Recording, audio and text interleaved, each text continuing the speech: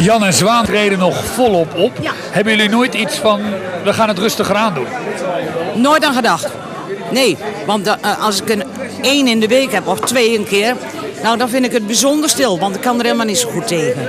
Nee, ik moet op pad tussen de mensen. Wordt er gewerkt aan nieuwe nummers?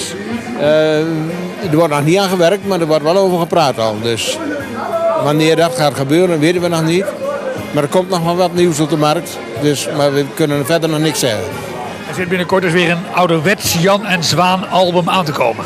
Ja, dat komt er echt aan hoor. En er komt ook een dvd aan van Jan en Zwaan. En er komt dus ook nog een nieuwe cd. En dat zal echt niet zo heel lang meer duren.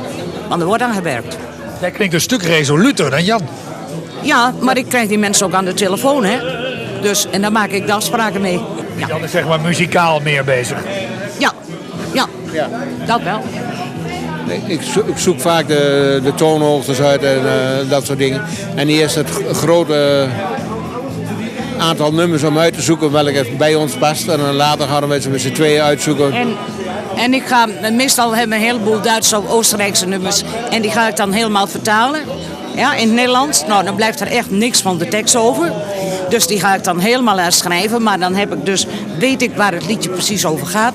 En dan probeer ik dat zo goed mogelijk dus naar voren te brengen, zeg maar. En dan schrijf ik zelf de teksten. De optreden van Jan en Zwaan is feest, al 45 jaar. Hoe houden jullie dat vol? Nou, veel lol maken en goed eten. Geniet ervan. Ja, dankjewel. Graag gedaan, hè? En succes.